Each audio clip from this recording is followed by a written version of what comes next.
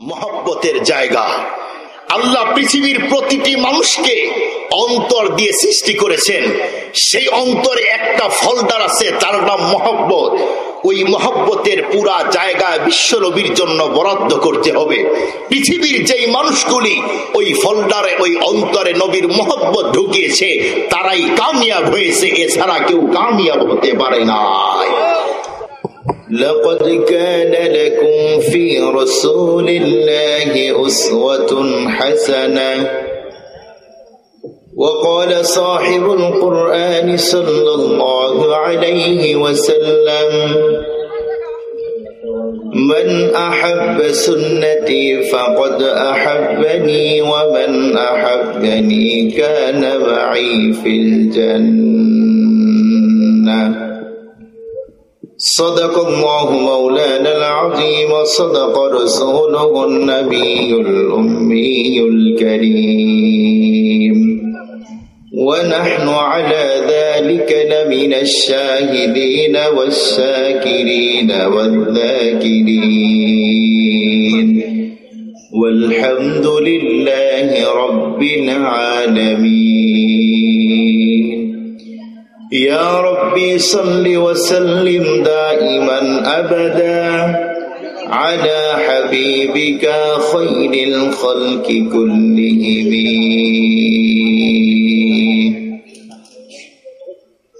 दुर्फशानी ने तेरे कचरों को दुनिया कर दिया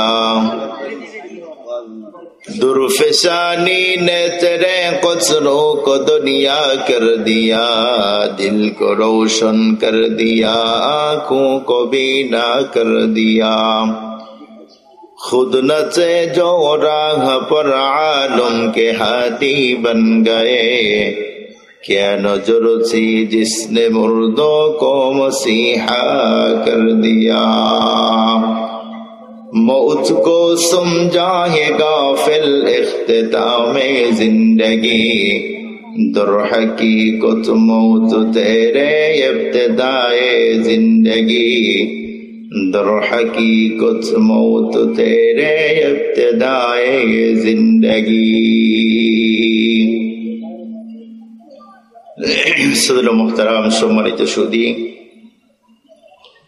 ঐতিহ্যবাহী কুড়িগ্রাম আলহাজ দিল মোহাম্মদ নুরানি হাফেজিয়া মাদ্রাসার উদ্যোগে দস্তরবন্দি উপলক্ষে আজিমুশান ওয়াজ মাহফিলের শ্রদ্ধাভাজন সম্মানিত সভাপতি মুআজ্জাজ হযরত উলামা ইকরাম, বিভিন্ন গ্রাম অঞ্চল দূরদরাজের এরিয়া থেকে সমাগত আগত বিভিন্ন দ্বীনি মাদারিস থেকে দামাল কামাল ছাত্র ভাইয়েরা, পর্দার আড়ালের সংরক্ষিত সম্মানিত মা ও বোনেরা, সর্বপ্রথম আল্লাহ পাক রব্বুল আলামিনের দরবারে লক্ষ কোটি শুকর ও সুজুদ যে আল্লাহ তাআলা আমাদেরকে অত্যন্ত মায়া করে দুনিয়ার হাজারো ব্যস্ততাকে পিছনে ফেলে জান্নাতি আয়োজনে সাম্প্রতিককালের শ্রেষ্ঠ মানুষ হযরত উলামা ইকরামের সান্নিধ্যে আসা বসার যে আল্লাহ তাআলা আমাদেরকে সুযোগ করে দিয়েছেন, যে মহান রব্বুল আলামিন আজকের দিন পর্যন্ত আমাদেরকে সুস্থতার সাথে বাঁচিয়ে রেখেছেন, আমরা সবাই আল্লাহর দরবারে অন্তরে অন্তঃস্থল থেকে ভক্তি মহাব্বত ভালোবাসা নিয়ে দিলকে উজাড় করে শুকরিয়া আদায় করি। সবাই দিল থেকে বলি আলহামদুলিল্লাহ। লক্ষ্য করি দরুদ সালাম সে মহামানবের উপর যিনি দীক্ষা গুরু, যিনি শিক্ষা গুরু, যিনি সৃষ্টিকুলের সর্দার, বিশ্বজগতের গৌরব, দোজাহানের প্রাণ পুরুষ, যে নবী আলাইহিস সালাতু ওয়াস সালামের কারণে আল্লাহ তাআলা আমাদের এত ইজ্জত সম্মান মর্যাদা বাড়িয়ে দিয়েছেন। আমরা সবাই আমাদের বিশ্ব নবীজির উপরে মহব্বত নিয়ে দরুদ পড়ি। সবাই বলি সাল্লাল্লাহু আলাইহি ওয়াসাল্লাম। সম্মানিত মুআজ্জাজ মুহতারাম হাজিরিন, কুরআনুল কারীম থেকে একখানা আয়াতের অংশ আপনাদের খেদমতে তেলাওয়াত করেছি। রাসূল করিম সাল্লাল্লাহু আলাইহি ওয়াসাল্লামের অসংখ্য অগণিত হাদিসে মোবারকা থেকে একখানা হাদিস আপনাদের খেদমতে পাঠ করেছি। আল্লাহ তাআলা তার দয়া যদি শামিল হাল হয়,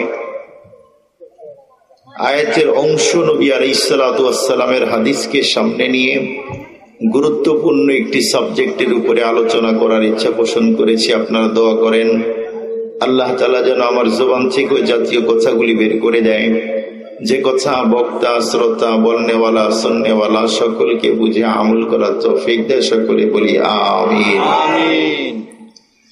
সম্মানিত উপস্থিতি, আমরা জানি আমরা যে মাসে অবস্থান করতেছি আরবি মাস রবিউল আউয়াল মাস এখনো আছে।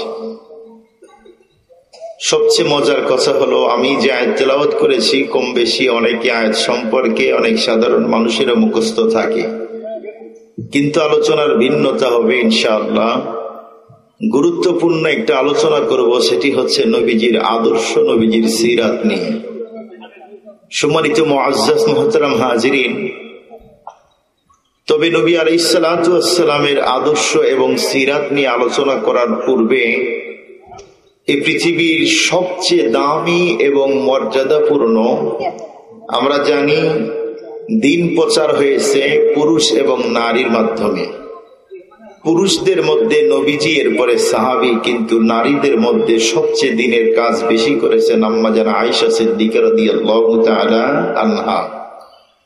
এই জন্যই তো আম্মা জান আয়েশা সিদ্দিকা রাদিয়াল্লাহু তাআলা আনহাকে নিসফুদ্দিন বলা হয়। আম্মা জানের একটা কথার মাধ্যমে আমি নবীজির সিরাত এবং আদর্শের উপরে আলোচনা করব।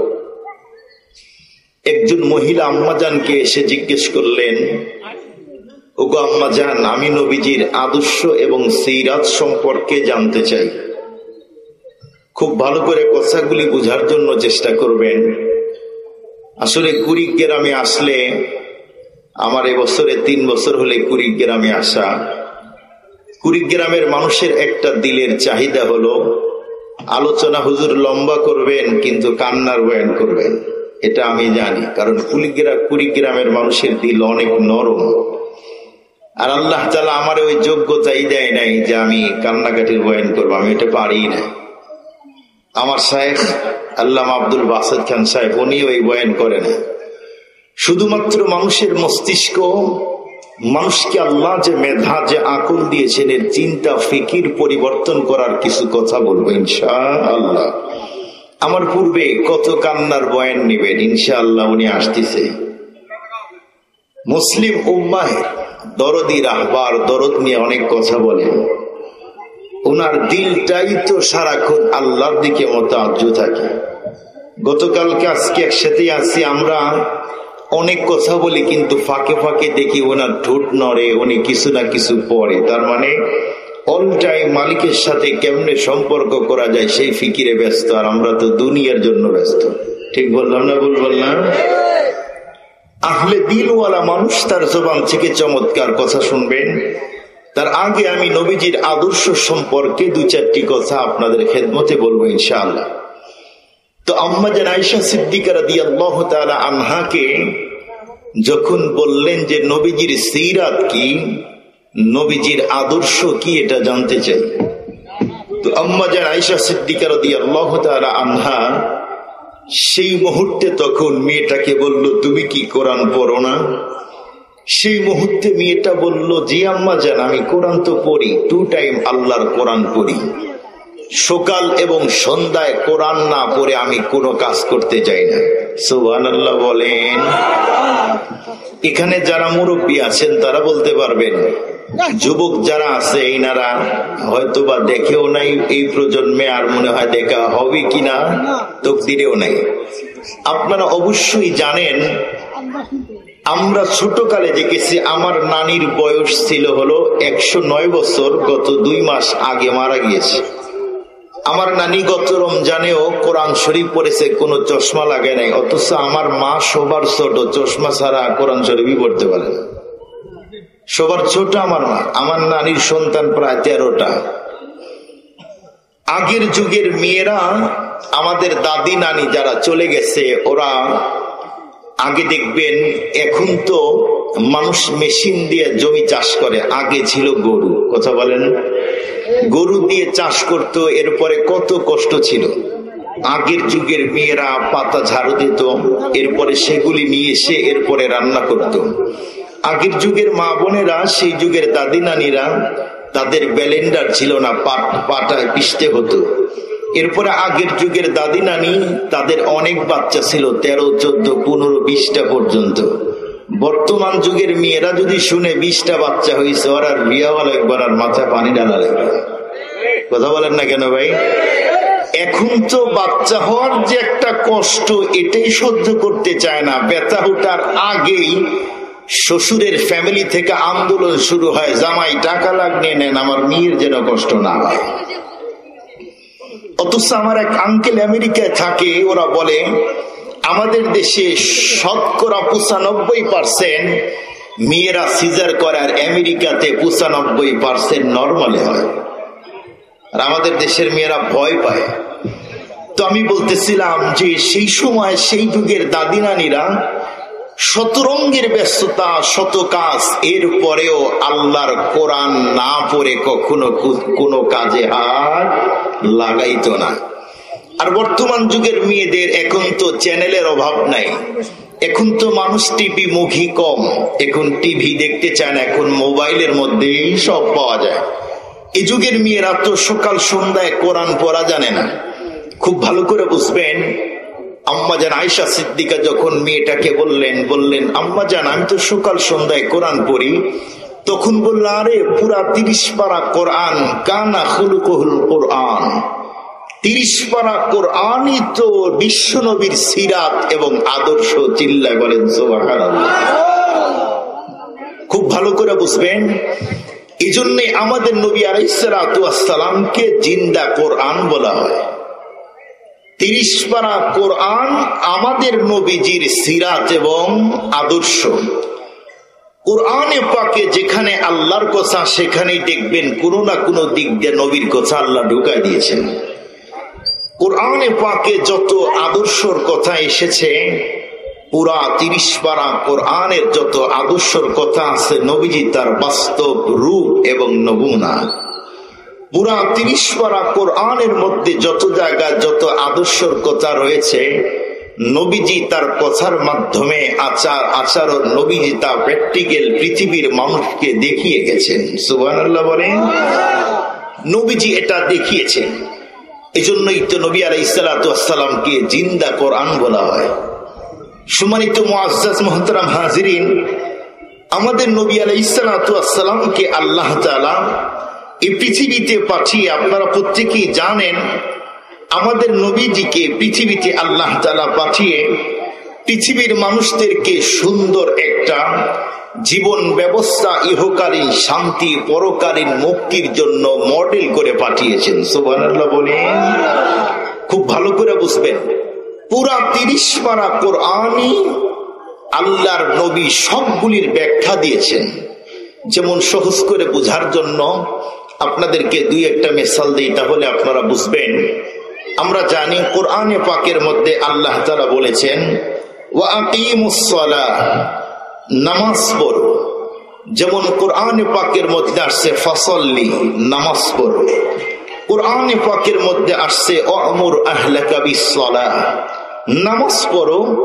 এভাবে পুরা 30 পারা কোরআন দেখবেন প্রায় 82 জায়গায় শুধুমাত্র নামাজের বর্ণনাই দিয়েছে আল্লাহ তাআলা।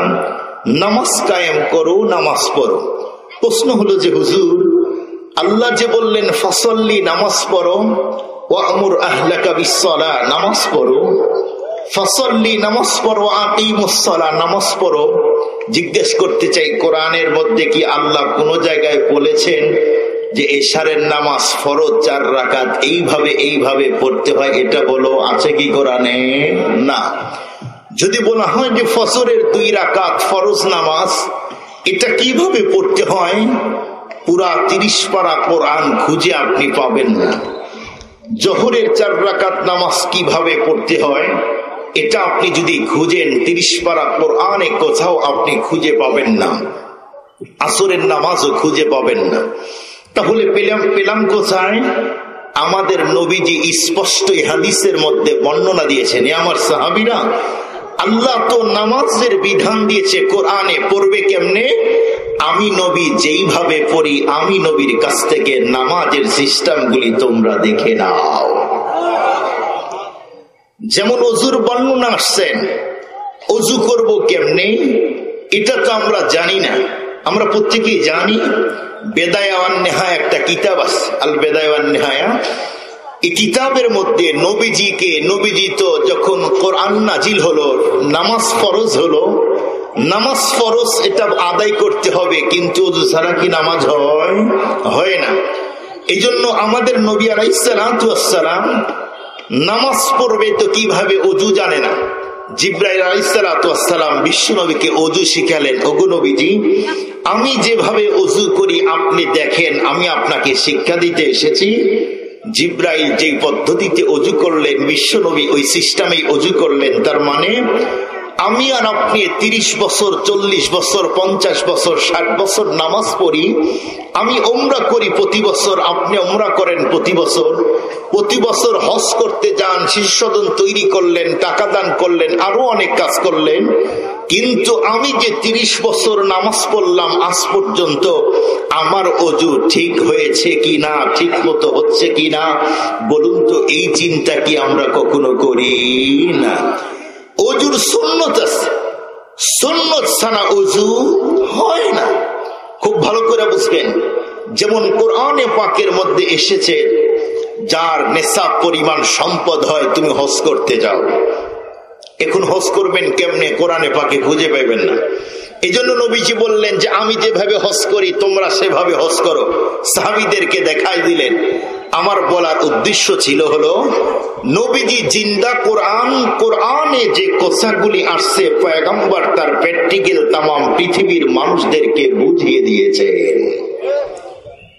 এজন্যই তো বিশ্ব নবীর পুরা জীবনটাই কোরআন মানুষকে বোঝানোর জন্য ব্যস্ত ছিলেন। শুধুমাত্র কেবলমাত্র মানুষকে কেমনে কোরআন বোঝানো যায়, কোরআনের ব্যাখ্যাগুলি, কোরআনের সিস্টেমগুলি মানুষের অন্তরে বুঝায় দেওয়ার জন্যই পয়গম্বর রাতকে রাত মনে করেন নাই, দিনকে দিন মনে করেন নাই। অল টাইম ফিকির করেছেন কিভাবে মানুষ দিন শিখবে, কোরআন শিখবে। এই চিন্তায় পৃথিবীর মানুষগুলি, বিশ্বনবী এই চিন্তায় অল টাইম ব্যস্ত থাকতেন। সম্মানিত মুআজ্জাজ মুহতারাম হাজিরিন, খুব ভালো করে বুঝবেন, 30 পারা কোরআনই নবীজির আদর্শ। তার মানে আপনি কোরআনে পাকের যেই সাইটেই আলোচনা করবেন সেই সাইটেই নবীজির সিরাত আর আদর্শ পাবেন। সুবহানাল্লাহ বললেন না? যে সব সাইটে আছে। এই জন্যই তো আমাদের পয়গম্বরকে আল্লাহ তাআলা বলেন, লাকাদ কানা লাকুম ফি রাসূলিল্লাহি উসওয়াতুন হাসানাহ। আল্লাহ তাআলা বলেন, এই পৃথিবীর সমস্ত উম্মতে মুহাম্মাদী প্রতিটি মুমিনের জন্যই শুধু নয়, সবার জন্য বিশ্বনবীকে আমি আদর্শর মডেল করে দুনিয়াতে পাঠিয়ে দিলাম। অথচ দুঃখের সাথে বলতে হয়, এই পৃথিবীর কত যুবক আছে, কত যুবতী আছে, এই পৃথিবীতে কেউ নায়ককে মডেল মনে করে, কেউ নায়িকাকে মডেল মনে করে। এই পৃথিবীর কত লোক আছে, কেউ তো খেলোয়াড়কে মডেল মনে করে, কেউ তো গায়ককে মডেল মনে করে। কিন্তু মনে রাখবেন, এই পৃথিবীতে যতই গায়ককে মডেল মনে করেন, আর যতই নায়ককে মডেল মনে করেন, যতই খেলোয়াড়কে মডেল মনে করেন, যতই নেতাকে মডেল মনে করেন, যতই নেত্রীকে মডেল মনে করেন, পৃথিবীর কারো জীবনের সর্বসাইটের সফলতা নাই। শুধুমাত্র কেবলমাত্র নবী আর রসুল ছাড়া এই পৃথিবীর কোন মানুষের নবী এবং রসুলের অনুকরণ অনুসরণ করা ছাড়া পৃথিবীর অন্য কোন মানুষের মন্ত্রতন্ত্র আর অনুসরণ করে কখনো আদর্শ গুণগত মানুষ হওয়া যায় না। এই পৃথিবীর কোন মানুষের জীবনে বিশ্বনবীর আদর্শ ছাড়া সফলতা নেই। আপনি কাকে মডেল মনে করবেন যে নিজেই ব্যর্থ? আপনারা বলুন, এখানে রাস্তা, এটা রাস্তা, নিচে ধরেন আপনাদের এদিকে রাস্তা মানে মাটি হলো বালু মাটি, আমাদের ওইদিকে একদিন যদি বৃষ্টি হয় তো মুরব্বীদের হাঁটা বড় কষ্ট হয়, রাস্তা খুব একদম স্লিপ হয়ে যায়, খুব কাদা হয়, পা রাখা যায় না। ধরেন একজন বুড়ো মুরব্বী মানুষ 80 বছর বয়স, সেই লোক যদি এই কিনার দিয়ে হাঁটে কাদা রাস্তা, আর আরেকজন যদি চিলিপ খেয়ে পড়ে যায়, ও যদি মুরব্বীকে ধরে তাহলে কি সে বাঁচবে? সেও পড়ে যাবে। যদি সে একজন যুবককে ধরে, যুবকের শক্তি আছে, ভালো করে ধরলে হয়তো সে বাঁচবে, ওকে ধরতে পারবে, কিন্তু মুরব্বীরই তো শক্তি নাই, ও বাঁচাবে কেমনে?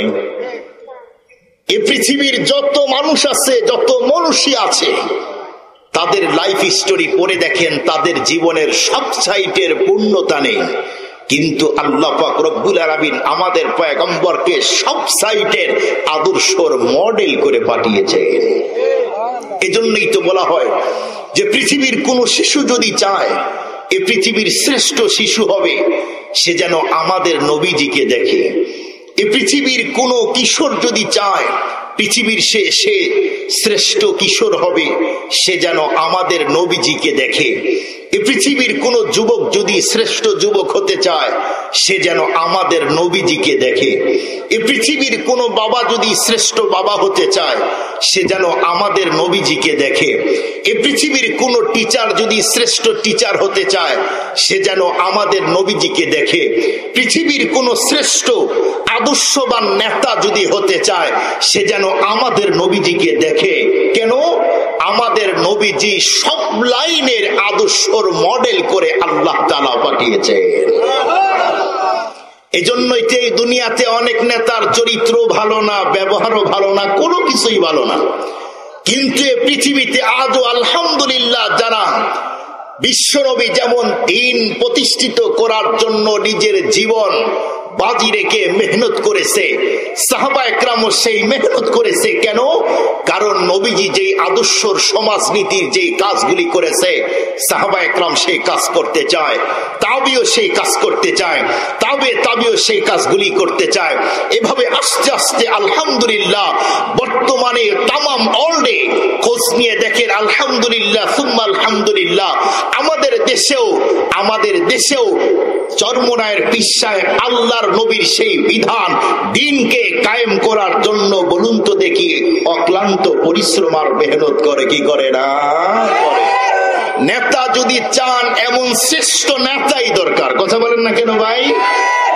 জনগণ অসুস্থ হয়, তার খোঁজ নিবে কেমনে, তাকে হেল্প করবে, টাকা দিবে কেমনে, খোঁজ নেওয়ার তো তার টাইম নেই।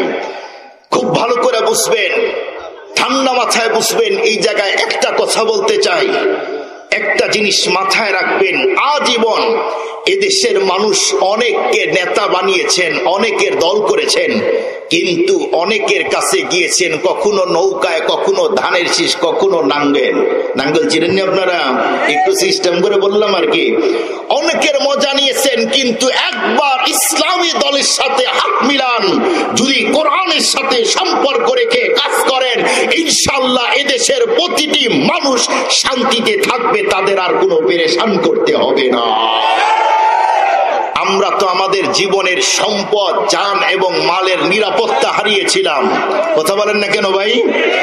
এখন তো আলহামদুলিল্লাহ দেশ তো একরকম স্বাধীন হয়েছে এখন, আলহামদুলিল্লাহ। এজন্য আগামীর ভবিষ্যৎ এদেশে এমন একজন নেতা চাই, যেই নেতা দেশের মানুষের জান এবং মালের নিরাপত্তা দিবে। এদেশে সুস্থ বিচার হবে। দেখেন খালেদ সাইফুল্লাহ সাহেব একজন মুরব্বী মানুষ, যার জন্য বড় বড় গাড়ি নিয়ে আসে, কিন্তু উনি নিজে বাজারে যায়, নিজে সাইকেল নিয়ে যায়। কি ভাই ভিডিও দেখেন নাই? ওই এলাকার মানুষ চায় হুজুর যতদিন বেঁচে থাকবেন আমরা আপনার সাথে আছি, ইলেকশন করার জন্য 10 টাকাও ব্যয় করা লাগে না, কাউকে লাইট দেওয়া লাগে না, আকিস বিড়িও দেওয়া লাগে না। মুসলমান ভাইরা আমার কথাগুলি দিল দিয়া বুঝলেন। শুধুমাত্র কেবলমাত্র একটা জিনিস আমি আপনাদের খেদমতে বোঝানোর জন্য বন্ধুরা আমার চেষ্টা করতেছি, সেইটা হলো এই পৃথিবীতে রব্বুল আলামিন বন্ধুরা আমার যতগুলি পয়গম্বরকে পাঠিয়েছিলেন, এর মধ্যে বলুন তো দেখি শ্রেষ্ঠ পয়গম্বর কাদের পয়গম্বর? একটু জোরে আওয়াজ দিয়ে গর্ব করে বলেন আমাদের নবীজি। আবার আওয়াজ দিয়ে বলেন তো দেখি পৃথিবীতে যত নবী রাসূলকে পাঠিয়েছেন আমাদের নবীজি শ্রেষ্ঠ নাকি অন্য অন্য পয়গম্বর শ্রেষ্ঠ? আমাদের নবীজিকে আল্লাহ তাআলা আদর্শর মডেল করে পাঠালেন। এই পৃথিবীতে আপনি লক্ষ্য করে দেখবেন, পৃথিবীর ইতিহাস মন্থন করে দেখেন, এই পৃথিবীতে অসংখ্য বন্ধুরা বন্ধুরা আমার, অনেক মানুষ বন্ধুরা আমার এসেছে, এর মধ্যে অনেক বন্ধুরা আমার মনসী চলে গেছে। অনেক ছিল এমন বন্ধুরা আমার যিনি বিজ্ঞান জগতের নাম্বার 1 ছিলেন, তার জীবন পড়ে দেখেন। যেমন বন্ধুরা আমার অনেকে বিজেতা ছিলেন, তাদের লাইফ স্টোরি পড়ে দেখেন। এই পৃথিবীতে বন্ধুরা আমার অনেকে বন্ধুরা আমার বিজ্ঞান জগতে অনেক কিছু আবিষ্কার করেছে, তাদের জীবনী আপনি পড়ে দেখেন, তাদের জীবনে বন্ধুরা আমার সফলতা নাই। পৃথিবীতে বিজ্ঞান জগতের একজন ছিলেন, তার নাম হলো নিউটন। এই নিউটন পৃথিবীতে অনেক কিছু আবিষ্কার করেছে, কিন্তু নিউটনের অনুসারী কি বলছে, এই নিউটন যদি বন্ধুরা আমার পৃথিবীতে আরো অনেক লম্বা হায়াত এমনকি বন্ধুরা আমার টাইম পাইতো, নিউটন তাহলে পৃথিবীতে বন্ধুরা আমার অনেক কিছু আবিষ্কার করতে সক্ষম হতো। তার মানে তার জীবনে পূর্ণতা নাই। এরপরে আরো একজন বিজ্ঞান জগতের বন্ধুরা আমার তার নাম হলো আইনস্টাইন। তার জীবনী পড়ে দেখেন, আমরা যেমন আমাদের ধর্মে আমাদের নবীকে সবচেয়ে বেশি সম্মানের জায়গায় রাখি, সেই বন্ধুরা আমার আইনস্টাইনকে বিজ্ঞানের জগতে তাকে অনেক উন্নত মানের চেয়ারে বন্ধুরা আমার রাখা হয়, কিন্তু তার জীবনী বন্ধুরা আমার আপনারা পড়ে দেখবেন তার জীবনে সফলতা নাই। এভাবে শেক্সপিয়র বলেন, এরপরে বন্ধুরা আমার আলেকজান্ডার গ্রাহাম বেল বলেন, এমন নয় আরো হাজার হাজার আবিষ্কারক এসেছে, তাদের জীবনী আপনি পড়বেন, তাদের জীবনের কোনো বন্ধুরা আমার সফলতা নাই। একজন একটা জিনিস আবিষ্কার করছে, সেই বন্ধুরা আমার আবিষ্কার করার পরে যখন দুনিয়া থেকে বিদায় নিয়ে চলে গেছে, আর একজন আসার পরে ওর চেয়ে সুন্দর আবিষ্কার করেছে।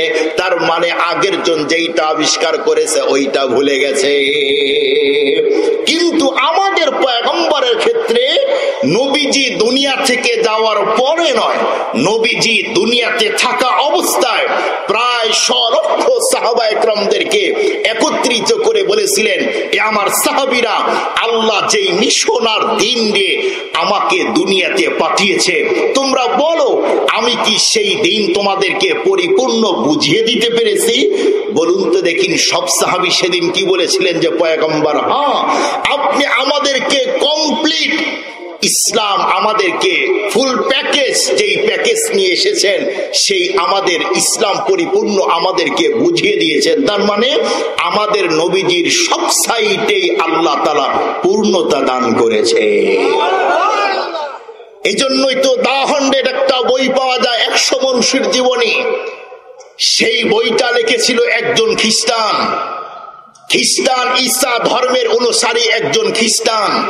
কিন্তু খ্রিস্টান তার নবীর নাম সর্বপ্রথম দেয় নাই, সর্বপ্রথম দিয়েছে আমাদের নবীর নাম। সুবহানাল্লাহ বলেন। লোকগুলি জিজ্ঞাসা করেছিল, আরে তুমি তো আমাদের ধর্মের অনুসারী, আমাদের নবীর নামটাও তো সেই কিতাবে তুমি ঢুকাইলা, কিন্তু আমাদের নবীর নামটা তুমি দিলে না আগে, বিশ্ব নবীর নাম আগে দিলে। কারণ সেই মুহূর্তে খ্রিস্টান বলেছিল যে দেখো, এ পৃথিবীতে আমি শত মানুষের জীবনী এক জায়গায় করেছি, কিন্তু সকলের জীবনী আমি মন্থন করে তাদের লাইফ স্টোরি পড়ে আমি দেখেছি এই পৃথিবীতে আখির জামানার পয়গম্বর জনাবে মুহাম্মদুর রাসূলুল্লাহ সাল্লাল্লাহু আলাইহি ওয়াসাল্লাম বিশ্ব নবীর চরিত্রের মতো সুন্দর কোন মানুষ পৃথিবীতে নাই।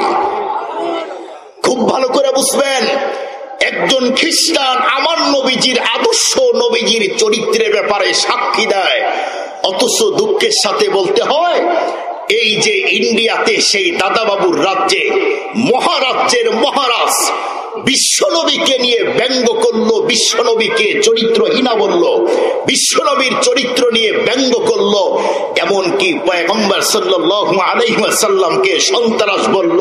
পৃথিবীর কোন মুসলমান এই জাতীয় ব্যঙ্গ কখনো বরদাস্ত করতে পারে না। মনে রাখবেন, আবু জেহেল দিন মানে নাই, নবী মানে নাই, কিন্তু আবু জেহেল কখনো বিশ্বনবীকে দুশ্চরিত্রবান পুরুষ কখনো বলতেন না। আবু জেহেল দিন মানে নাই, ইসলাম মানে নাই, কিন্তু নবীকে কখনো সন্ত্রাস বলে নাই।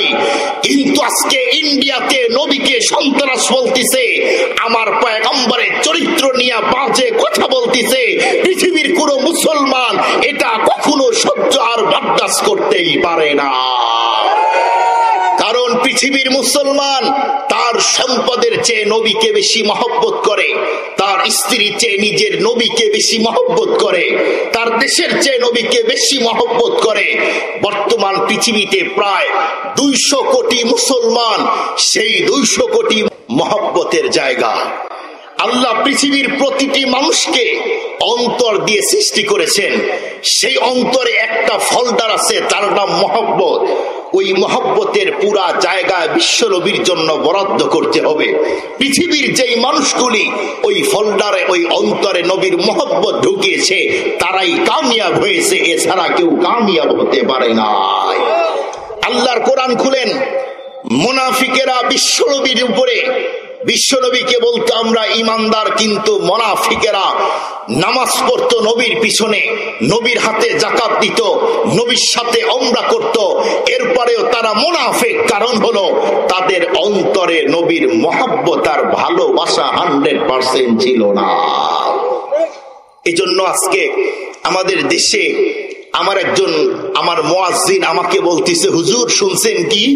বলে আমাদের একজন মুসল্লি বলতেছে, আরে ইন্ডিয়াতে নবীর বিরুদ্ধে কথা বললো, এই দেশে আমাদের দেশে মোল্লারা লাফালাফি করে কেন? নাউজুবিল্লাহ বলেন, মোল্লারা লাফাবে কেন?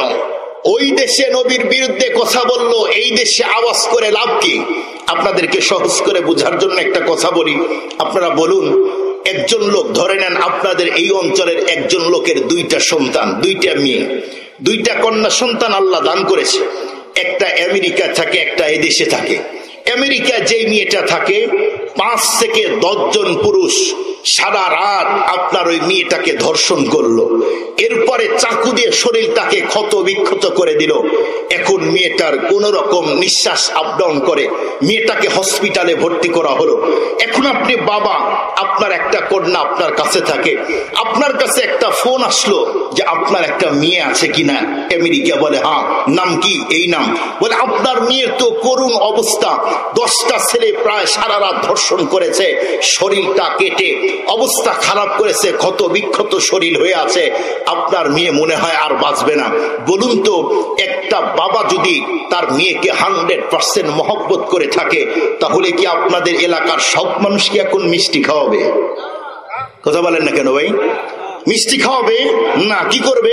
প্রতিবাদ করবে, কান্না করবে, দুঃখ পাবে, চোখ দিয়ে অঝরে পানি পড়ে যাবে। কেন? এই দেশে যেই মেয়েটা আছে এইটাও তার মেয়ে, বিদেশে যেই মেয়েটা আছে ওইটাও তার মেয়ে। আমরা স্পষ্ট ভাষায় বলতে চাই, এদেশের মুসলমান, বিশ্ব নবী আমাদের নবী, ইন্ডিয়াতেও আমাদের নবী, ফ্রান্সেও আমাদের নবী, তামাম দুনিয়াতে আল্লাহর ক্ষমতা যত দূর, আমাদের নবীজির নবুয়তের পাওয়ার তত দূর। এই জন্য পৃথিবীর যেই রাষ্ট্রে আমার নবীকে নিয়ে বাজে কটূক্তি করা হবে, বাজে কথা বলবে, পৃথিবীর কোন মুসলমান শুনলে কখনো চুপ থাকতে পারে না। যদি চুপ থাকে, সে প্রকৃত অর্থে কখনো 100% নবীর আশিক হতে পারে না। যে চুপ থাকবে সে মুমিন হতেই পারে না। আপনারা বলেন, এই জায়গায় একজন লোক শুয়ে আছে, তাকে মানুষ রড দিয়ে আঘাত করে, লোকটা নড়েও না চড়েও না। আরেকজন লাঠি দিয়ে আঘাত করে, লোকটা নড়েও না চড়েও না। আরেকজন চাকু দিয়ে শরীরটা কেটে দিল, লোকটা নড়েও না চড়েও না। বলুন তো, লোকটার কয় অবস্থা? 2 অবস্থা। হয় লোকটা মারা গেছে, আর না হয় তার পুরা শরীর প্যারালাইসিস হয়েছে, এখন অনুভূতি শক্তি নাই। আমরাও বলতে চাই, নবীর বিরুদ্ধে, আল্লাহর বিরুদ্ধে, মাদ্রাসার বিরুদ্ধে, কোরআনের বিরুদ্ধে কেউ যদি কোনো কথা বলে, পৃথিবীর মুসলমান যদি আওয়াজ না দেয়, তাদের বিরুদ্ধে যদি আওয়াজ যদি না দেয়, তাহলে ওই মুসলমানের ইমানের 2 অবস্থা, হয় ইমান মরে গেছে, না হলে ইমানে প্যারালাইসিস ধরেছে। অন্ধ সাহাবী, আপনারা জানেন, অন্ধ সাহাবী নবীকে মহব্বত করে, কিন্তু অন্ধ সাহাবীর স্ত্রী দিন আনে নাই, ইসলাম মানে না, কিন্তু মাঝে মাঝেই ওই সাহাবীর খেদমত করে, সবসময় খেদমত করে, টয়লেটে নিয়ে যায়, আবার খাবার খাওয়ায়, পোশাক পরিষ্কার করে দেয়, সব। কিন্তু ওই সাহাবীর স্ত্রী মাঝে মাঝে নবীর বিরুদ্ধে কথা বলে। সাহাবী এখন বলে, দেখো বেগম, তুমি আমার অনেক উপকার করো, আমি তোমারে মহব্বত করি, কিন্তু একটা কথা মনে রাখবে, তুমি আমার এই সময় দুর্দিনে আমার সঙ্গী হয়ে আছো, এখন আমার চোখ তো নষ্ট হয়ে গেছে। এর মানে এই নয় তুমি আমার নবীকে নিয়ে বাজে কথা বলবে আর আমি তোমাকে ছেড়ে দিব, এটা হতেই পারে না। মনে রেখো, আর একদিন যদি আমি এখানে আমার সামনে বিশ্ব নবীর বিরুদ্ধে একটা বক্তব্য দাও, তোমার জীবন থাকতেই পারে না। মহিলা তখন বারবার নবীর বিরুদ্ধে কথা বলে।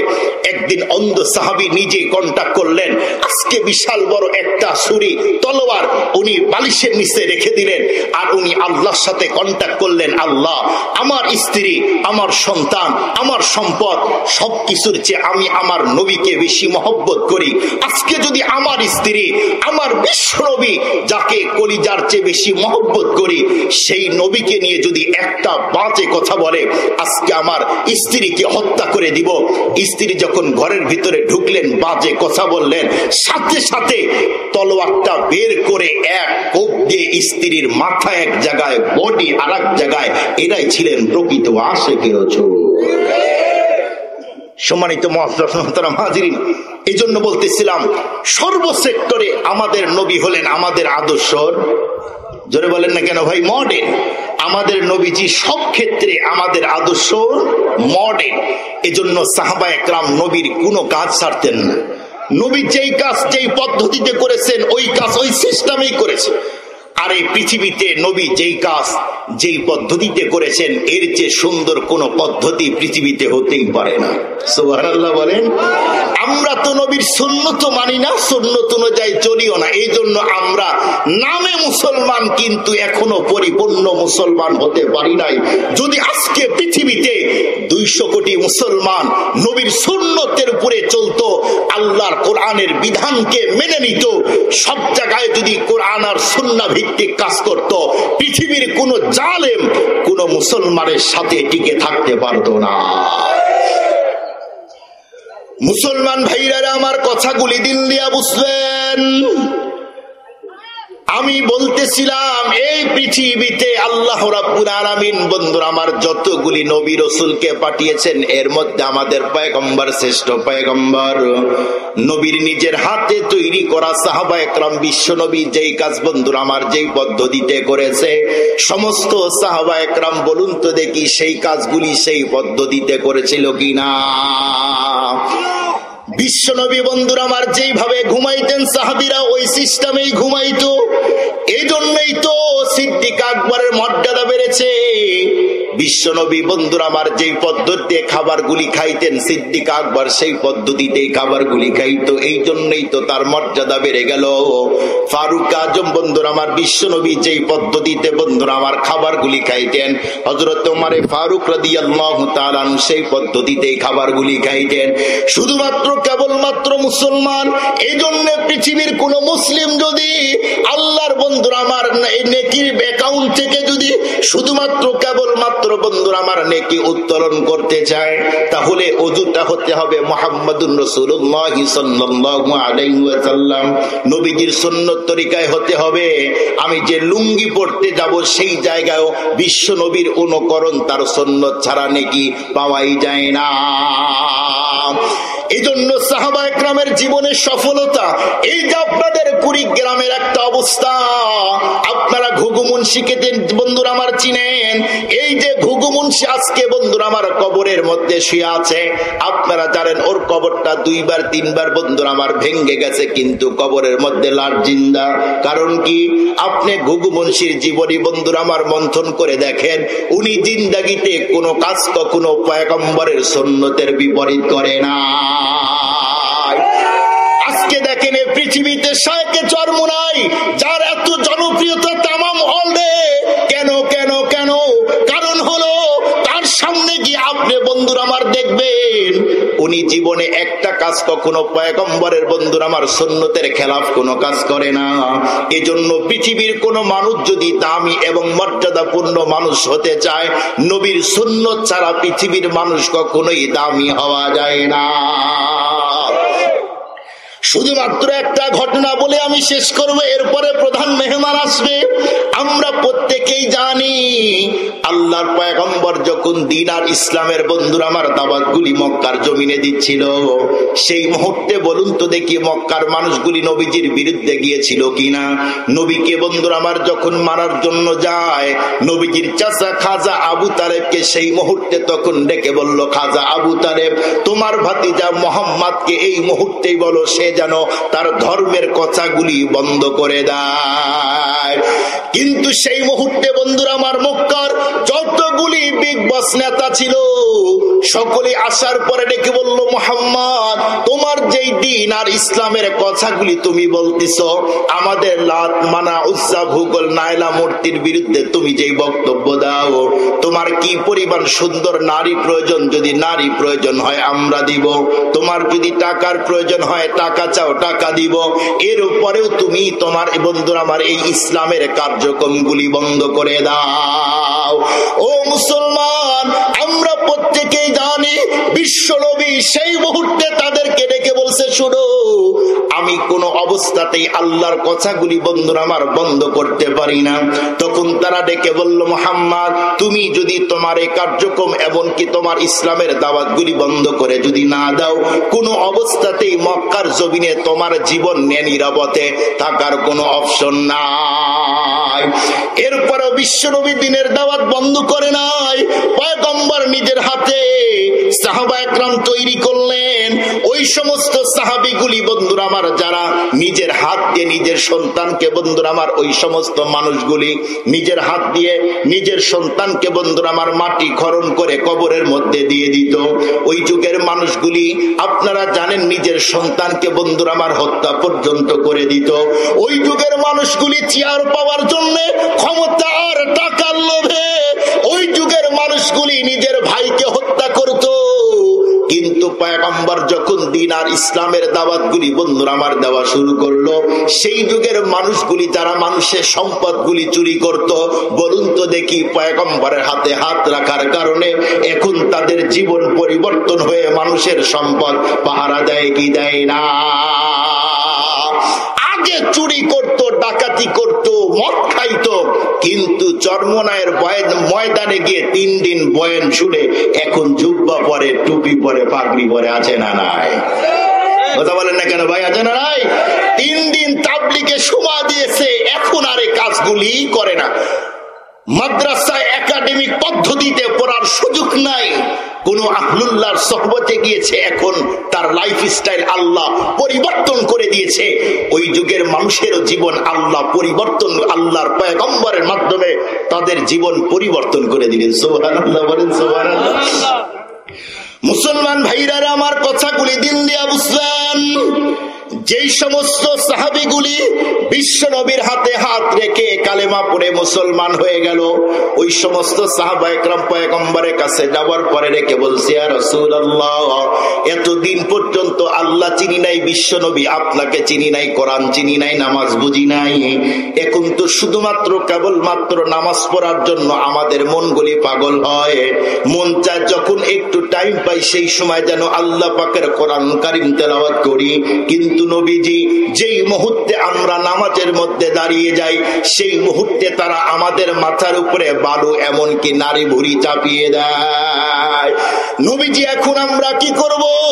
সেই মুহূর্তে পয়গম্বর তাদেরকে ডেকে বলল, সাহাবীরা, তোমরা যদি শুধুমাত্র কেবলমাত্র আল্লাহ পাকের ইবাদত করতে চাও, তোমরা যদি আল্লাহর ইবাদতের জন্য তোমরা যদি বন্ধুরা আমার পাগল হতে চাও, তোমরা যদি আল্লাহকে সিজদা করতে চাও, শুধুমাত্র কেবলমাত্র মক্কার জমিন তো তোমাদের জন্যই শুধু অক্ষ করে দেওয়া হয় নাই, আল্লাহ পাক রব্বুল আলামিন তামাম পৃথিবীর পুরা জমিনটাই তোমাদের জন্য ইবাদতের জায়গা করে দিয়েছে। নবীজি তখন ডেকে বলল, সাহাবীরা যাও, তোমরা মদিনায় যাও, আল্লাহ পাকের অর্ডার এসেছে। সাহাবা একরাম যখন মক্কার জমিন থেকে বন্ধুরা আমার মদিনায় হিজরত করে গেলেন, অল্প কিছুদিন পরে বিশ্ব নবীর কাছে বন্ধুরা আমার সাহাবা একরাম যখন গিয়েছেন, এরপরে বিশ্ব নবীর কাছে হযরতে জিবরাইল আলাইহিস সালাতু ওয়াস সালাম এসে হাজির হয়ে গেল। এরপরে ডেকে বলছি, ইয়া রাসূলুল্লাহ, ওগো নবীজি, আল্লাহ পাকের অর্ডার এসেছে। সাহাবায়ে কেরাম যেমন মক্কার জমিন থেকে হিজরত করে মদিনায় চলে গেছে, আপনাকেও এই মুহূর্তে যেতে হবে। আপনার থাকার কোনো অনুমতি নাই। এখন যদি মক্কায় থাকেন, মক্কায় আপনার জন্য দিন আর ইসলামের কাজগুলি এখন কোনো অবস্থাতেই সুন্দর হতে পারে না। বিশ্বনবী সেখান থেকে বন্ধুরা আমার মদিনায় যাবে, এর আগ মুহূর্তে পয়গম্বর খানায় কাবায় গেল। যাওয়ার পরে খানায় কাবার চাবি বন্ধুরা আমার যার হাতের মধ্যে ছিল, সেই মুহূর্তে তখন তারে ডেকে বলল, তুমি একটু খানায় কাবার চাবি দাও, আমি শুধুমাত্র 2 রাকাত নামাজ পড়তে চাই, এরপরে তোমার হাতে খানায় কাবার চাবি আমি বন্ধুরা আমার হস্তান্তর করে দিব। এ কথা বলতেই তখন লোকটা ডেকে বলল, মুহাম্মদ, মক্কার প্রতিটা মানুষের জন্য খানায় কাবার চাবি দা বন্ধুরা আমার দেওয়ার অনুমতি আছে, কিন্তু তোমার জন্য কোনো অবস্থাতেই তোমার হাতে খানায় কাবার চাবি দেওয়ার অনুমতি নাই। সেই মুহূর্তে বিশ্বনবী তখন ডেকে বলল, মিয়া, যদি আমার হাতে খানায় কাবার চাবি না মানায়, তোমার হাতটা দিয়ে খানায় কাবার গেটটা খুলে দাও। সেই সময় তখন ডেকে বলল, মুহাম্মদ, তুমি শুনে নাও, তোমার জন্য কোনো অবস্থাতেই খানায় কাবার গেটটা ওপেন করা যায় না। নবীজি তখন ডেকে বলল, আমি তোমার কাছে খানায় কাবার চাবি চাইলাম, তুমি দিলে না। আমি বললাম তোমার হাতটা দিয়ে খানায় কাবার গেটটা খুলে দাও, তাও দিলে না। মনে রেখো, একদিন এই জায়গায় দাঁড়িয়ে এই খানায় কাবার চাবি আমি মুহাম্মাদুর রাসূলুল্লাহ হয়ে যাব। আজকে যেমন তোমার দিকে আমি ফেল ফেল করে চেয়ে আসি, সেই দিন তুমি আমার দিকে চেয়ে থাকবে, কিন্তু সেই দিন খানায় কাবার চাবি দিব না। বিশ্বনবী এ কথা বলে যখন খানায় কাবার চত্বর ছেড়ে বন্ধুরা আমার যখন মদিনার দিকে যাইতেছে, সেই মুহূর্তে আল্লাহর পয়গম্বর খানায় কাবার দিকে লক্ষ্য করে খানায় কাবাকে দেখে বলছে, খানায় কাবা, তোমাকে রেখে দে আমার মন কোনো অবস্থাতে বন্ধুরা আমার মদিনায় যেতে চায় না, কিন্তু কি করব, মক্কার মানুষগুলি কোনো অবস্থাতেই তোমার মাঝে থাকতে দিল না। বিশ্বনবী যখন খানায় কাবার চত্বর ছেড়ে মদিনার দিকে যাবে, এদিক দিয়ে মদিনার সাহাবায়ে কেরাম বন্ধুরা আমার যারা বিশ্বনবীকে অনেক দিন দেখে নাই, নবীর সুন্দর চেহারাগুলি না দেখার কারণে পয়গম্বরের চেহারা দেখার জন্য এখন সাহাবায়ে কেরাম পাগল পারা। ছোট্ট ছোট্ট বাচ্চাগুলি তার মায়ের হাত ধরে রেখে বলছে, মা বলো বিশ্বনবী কখন আসবে? কারণ হলো বিশ্বনবীর সৌন্দর্যের বর্ণনা যখন বন্ধুরা আমার মক্কার সাহাবীরা দিয়েছে, মদিনার কোন সাহাবী বন্ধুরা আমার মদিনার কোন মানুষ তো এতদিন পর্যন্ত পয়গম্বরের নূরানি চেহারা দেখে নাই। এই জন্য পয়গম্বরের চেহারার বন্ধুরা আমার কথাগুলি শোনার পরেই তারা পাগল পারা। আল্লাহু আকবার বলেন, আল্লাহু আকবার। সম্মানিত উপস্থিতি, নবী আলাইহিস সালাতু ওয়াস সালামের চেহারা আল্লাহ মারাত্মক সুন্দর করে তৈরি করেছে। সুবহানাল্লাহ বলেন। সুন্দর, খুবই সুন্দর নবীজির চেহারা। যখন ছোট্ট বাচ্চাগুলি মক্কার যে সাহাবীগুলি হিজরত করে এসেছে, ওদেরকে জিজ্ঞেস করে, বলো না দেখি আমাদের নবীজি দেখতে কেমন, তার আখলাক কেমন, চরিত্র কেমন। যখন নবীজির কথা বলছে, মানুষ এমনি পাগল হয়ে গেছে। সুবহানাল্লাহ বলেন, সুবহানাল্লাহ। আমাদের দেশে কোন আল্লাহর ওলির কথা শুনলেই মানুষ তার প্রতি দুর্বল হয়। ওই আল্লাহর ওলির মর্যাদাই তো বেড়েছে বিশ্বনবীর চরিত্রের উপরে চলার কারণে। তাহলে ওই নবীর চরিত্র কি সুন্দর ছিল, সুবহানাল্লাহ বলে। তাহলে আমাদের নবীজির চরিত্রটা হলে আরো কত বেশি সুন্দর ছিল। আমাদের নবীজির চরিত্র যেমন সুন্দর, চেহারা, নবীজির চেহারা যেমন সুন্দর, চরিত্র তেমন সুন্দর করে আল্লাহ তৈরি করেছেন। সুবহানাল্লাহ বলেন। আমাদের নবীজির চেহারা কত সুন্দর, একটা দুইটা কথা বললেই আপনারা অবশ্যই জানবেন, বুঝবেন। আমাদের নবীজিকে জিজ্ঞেস করা হয়েছিল, ওগো নবীজি, আপনার চেহারা বেশি সুন্দর নাকি হযরতে ইউসুফ আলাইহিস সালাতু ওয়াস সালামের চেহারা বেশি সুন্দর? নবীজি তখন বলেছিলেন যে, দেখো, আমার কাছ থেকে 100% সৌন্দর্য নিয়ে এখান থেকে 50 হযরতে ইউসুফ পয়গম্বরকে দিয়ে তার সুন্দর চেহারা তৈরি করেছে, আর অর্ধেক সৌন্দর্য দিয়ে পৃথিবীর সবকিছু আল্লাহ তৈরি করেছে। তাহলে আমাদের নবীর চেহারা কি সুন্দর বেশি না কম?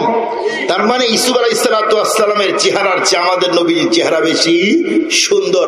আম্মাজানকে জিজ্ঞেস করা হয়েছে, ওগো আম্মাজান আয়েশা সিদ্দিকা রাদিয়াল্লাহু তাআলা আনহাকে, আম্মাজান আপনি একটু বলেন আমাদের নবী বেশি সুন্দর নাকি ইসুফ আলাইহিস সালাম? ইসুফ পয়গম্বরের জন্য তো এই মিশরের মেয়েরা হাত কেটেছিল, কাহিনী আপনারা জানেন না? যখন এই জুলেখা ইউসুফ পয়গম্বরের চেহারা দেখার পরে পাগল হলো, ওই কি বলে বাজার থেকে কিনে আনার পর থেকেই তো উনি পাগল পারা, কারণ আগের থেকেই তার স্বপ্নে দেখানো হয়েছে জুলেখা তোমার জন্য সুন্দর একজন মানুষকে তৈরি করা হয়েছে। সুবহানাল্লাহ বলেন। এটা লম্বা একটা ঘটনা। তো ইউসুফ পয়গম্বরের জন্য যখন জুলেখা পাগল, পুরা মিশরের সব মেয়েগুলি তখন বলতেছিল যে জুলেখা আসলেই চরিত্রহীনা, ও খারাপ মেয়ে। কেন? একটা গোলামের প্রেমে পড়ে কেমনে বলেন তো? সাবেক যে আমাদের প্রধানমন্ত্রী ছিলেন, যিনি সবকিছু ছাইরা পালাইলো, ওর মেয়েটা যদি আপনাদের এলাকার একজন যে মাছ মারে তার সাথে প্রেম করে বিয়ে করে, তাহলে কি তার সম্মান ঠিক থাকবে? না, সে তো একটা কাজের লোক, সে তো একটা এলাকার মধ্যে গরিব মানুষ। ইউসুফ পয়গম্বর সে তো গোলাম, কিন্তু জুলেখা তার প্রেমে পাগল। পুরা রাজ্যের সব মহিলা জুলেখার বিরুদ্ধে কথা বলতেছিল। একদিন জুলেখা আসে, আপনারা জানেন ঘটনা অবশ্যই। জুলেখা সব মেয়েদেরকে ডাকলেন, সবাইকে খাবার দিলেন। ইউসুফ পয়গম্বরকে লাস্টে বললেন যে ইউসুফ, তুমি তো আমার অনেক তোমাকে প্রস্তাব দিয়ে আমার কথায় রাজি হও না, তো আজকে আমি তোমার একটা প্রস্তাব দিয়ে একটা কথা রাখতে হবে। বলো কি? বলে আমার চরিত্র নিয়ে পুরা মিশরের মেয়েরা আমার চরিত্রের ব্যাপারে কালেমা লেপন করতেছে, বাজে কথা বলে, তোমাকে একটা কাজ করতে হবে। বলো। বলে একটা কাজ হলো সেটা যে তুমি এখন তোমার হাতে ফল দিব অথবা একটা গ্লাস দিব, তুমি একটু হেঁটে যাবে, মেয়েরা তোমাকে দেখবে, শুধু কাজ এইটা। পয়গম্বর তো লজ্জায় মাথা নিচের দিকে দিলেন। কেন? কারণ নবীজির চরিত্র তো আর খারাপ হওয়ার সুযোগ নাই। ইউসুফ আলাইহিস সালাম এরপরে ইতিহাসের অনেক কথা, যখন ভিতরে ঢুকলেন মিশরের মেয়েদের এক হাতে চাকু দেওয়া হয়েছে, আর এক হাতে ফল দেওয়া হয়েছে, ফলের পরিবর্তে হাত কাটতেছে। ইউসুফ আলাইহিস সালামের চেহারা দেখার পরে ভুলেই গেছে এটা মানুষ নাকি অন্য কিছু। সুবহানাল্লাহ বলেন। এই জন্য আম্মাজানকে জিজ্ঞেস করলো, ইউসুফ নবীর জন্য তো মিশরের মেয়েরা হাত কেটেছিল, কিন্তু আমাদের নবীর জন্য তো কেউ হাত কাটেনি। কিন্তু আম্মাজান বলল, আরে ইউসুফ নবীর জায়গায় যদি আমাদের নবীকে দেওয়া হতো, তাহলে ওই মেয়েরা নিজের গলা কেটে দিত।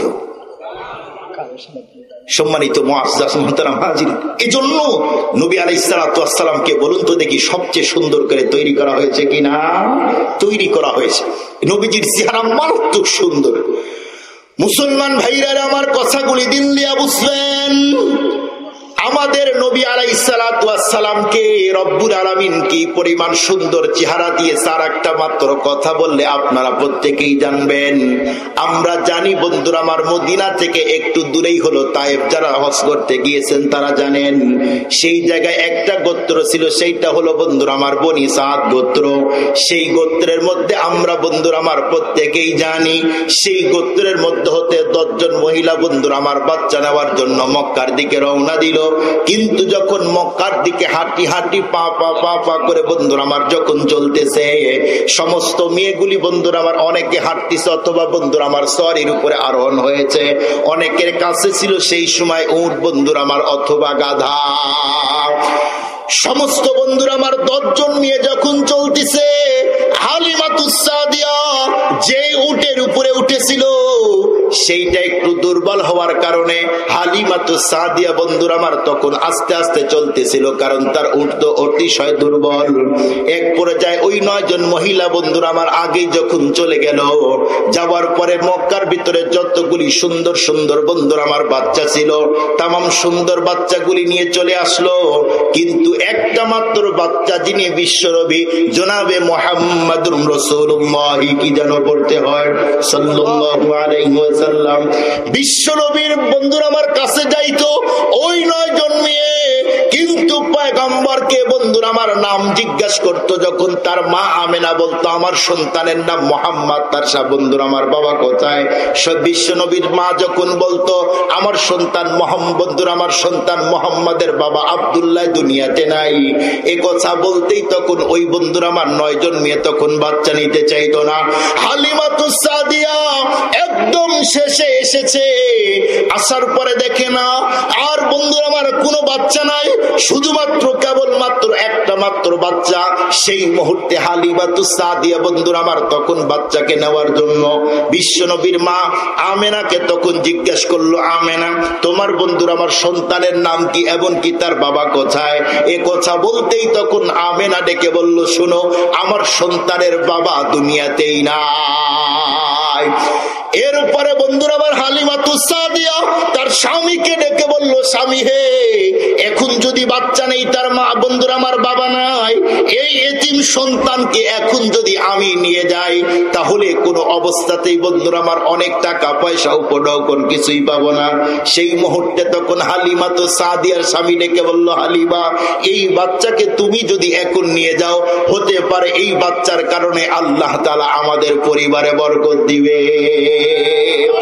হালিমাতুস সাদিয়া কথা শুনতে যেই মুহূর্তে বিশ্ব নবীকে চাদর দিয়ে ঢাকানো হয়েছে, পয়গম্বরের পুরা শরীরটা চাদর দিয়ে ঢাকা, সেই মুহূর্তে হালিমাতুস সাদিয়া যখন চাদর ধরে টান দিয়েছে, নবীর বন্ধুরা আমার এত সুন্দর হালিমাতুস সাদিয়া দেখার পরে সুন্দর চেহারার দিকে যখন তাকাইছে, পয়গম্বর তখন হালিমাতুস সাদিয়ার চেহারার দিকে তাকানোর পরে এমন একটা হাসি দিয়েছে, এক হাসির কারণে হালিমাতুস সাদিয়া বন্ধুরা আমার বিশ্ব নবীর জন্য পাগল পারা।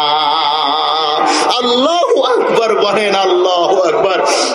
হালিমাতুস সাদিয়া তখন ডেকে বলতেছে যে, এই আমেনা আমি তোমার একটা কথা বলি। বলো বলো। আমি হালিমা জীবনে যত বাচ্চা দেখেছি, তোমার এই সুন্দর বাচ্চার মতো এত সুন্দর বাচ্চা আমার চোখ দিয়ে দেখি নেই। সুবহানাল্লাহ বলেন। এ কথা বলতে হালিমাতুস সাদিয়া এ কথা শেষ করতে আমেনা নবীজির মা তখন ডেকে বলছে যে, হালিমাতুস সাদিয়া তুমি এটা কি বললে? তুমি তো গ্রামের মেয়ে, আর আমি তো শহরে ঘুরেছি, গ্রামে ঘুরেছি, আমার সন্তান মোহাম্মদের যে সুন্দর কোন বাচ্চা আমার চোখ দিয়ে দেখি নাই। সুবহানাল্লাহ বলেন, সুবহানাল্লাহ। হযরত আমেনা এই কথা বলতে নবীজির দাদা আব্দুল মুত্তালিব তখন ডেকে বলল যে, আরে হালিমা, এই আমেনা তোমরা এটা কি বললে? আমি আব্দুল মুত্তালিবের কাছ থেকে শুনো, এই পৃথিবীতে কত রাষ্ট্র আমি সফর করলাম, আমি তো খানায়ে কাবার মুতাআল্লি, কিন্তু আমার কাছ থেকে শুনো, আমার নাতি মুহাম্মাদের যে সুন্দর কোন বাচ্চা আমার চোখ দিয়ে আমি দেখি নাই। জিবরাইল আমিন তখন যেন ডেকে বলতিছে যে, হালিমাতুস সাদিয়া, আমেনা, আব্দুল মুত্তালিব তোমরা কি তথ্য দিলে? আমি জিবরাইলের কাছ থেকে শুনো। সেই সময় যেন জিবরাইল বলতিছে যে, হালিমা শোনো, আমেনা, আব্দুল মুত্তালিব শোনো, আল্লাহর যত সৃষ্টিকুল আছে সমস্ত সৃষ্টিকুল আমি প্রদক্ষিণ করেছি, সফর করেছি। আমি তো আদম নবীর সৌন্দর্য দেখেছি, আমি নূহ নবীর সৌন্দর্য দেখেছি, আমি তো ইউসুফ পয়গম্বর সৌন্দর্য দেখেছি, আমি তো ইব্রাহিম খলিলের সুন্দর চেহারা দেখেছি, আমি তো ঈসা নবীর সুন্দর চেহারা দেখেছি। আমি জিবরাইলের কাছ থেকে শুনে নাও, বিশ্ব নবী মুহাম্মদ সাল্লাল্লাহু আলাইহি ওয়াসাল্লামের চেয়ে এই বাচ্চা নবীজির চেয়ে সুন্দর কোন মানুষ আমি জিবরাইল আমার চোখ দিয়ে দেখি নাই। আল্লাহ পাক তখন যেন ডেকে বলছে, এই জিবরাইল তুমি কি বললে? আমি আল্লাহর কাছ থেকে শুনো। আমার গোডাউনে, আমার ফ্যাক্টরিতে, আমার কোম্পানিতে যত মানুষকে তৈরি করেছি, যত আমার হাবিব মুহাম্মদ সাল্লাল্লাহু আলাইহি ওয়াসাল্লামের চেয়ে সুন্দর কোন মানুষ আমি আল্লাহ তৈরি করি নাই। সম্মানিত উপস্থিতি, আপনাদের কি মনে আছে যে নবী আলাইহিস সালাতু ওয়াস সালাম মদিনায় গেলেন? মনে আছে আপনাদের? এরপরে নবীজি মদিনায় গেলেন, সেখান থেকে লম্বা টাইম থাকতেছেন। একদিন নবীজি স্বপ্নে দেখলেন কি? নবীজি স্বপ্নে দেখে সাহাবায়ে কেরামদেরকে নিয়ে উমরা করার জন্য, হজ করার জন্য যাইতেছে। এই স্বপ্ন দেখার পরে সাহাবীদেরকে বলল, সাহাবী আজকে আমি রাত্রে মজার একটা স্বপ্ন দেখেছি। সমস্ত সাহাবীরা নবীর স্বপ্ন তো ওয়াহী, এই জন্য সবাই স্বপ্নের কথাগুলি শুনতে চায়। নবী আলাইহিস সালাতু ওয়াস সালাম তখন তাদেরকে বলল যে আমি স্বপ্নে এমন এমন দৃশ্য দেখেছি। সব সাহাবী এখন যারা মক্কা থেকে এসেছে হিজরত করে, তারা এখন আবার নিজের দেশে যাওয়ার জন্য পাগল। কেন? অনেক দিন হলে নিজের দেশ থেকে মায়া মহব্বত, সন্তান, স্ত্রী, সম্পদ সব রেখে হিজরত করে আসছে, এখন নিজের দেশে যাওয়ার জন্য পাগল পারা। নবীজি সবাইকে নিয়ে রওনা দিলেন। চলতে চলতে হুদাইবিয়া নামক জায়গা পর্যন্ত যখন গেলেন, যাওয়ার পরে নবীজি অত্যন্ত ক্লান্ত পরিশ্রান্ত, কারণ নবীজি শরীর বড় তখন টায়ার্ড। সমস্ত সাহাবীদেরকে বলল, সাহাবীরা আজকে রাত্রে আমরা এই জায়গায় থাকবো, আগামীকাল প্রত্যুষে সকালে আমরা এখান থেকে বের হয়ে আবার মক্কার দিকে যাব।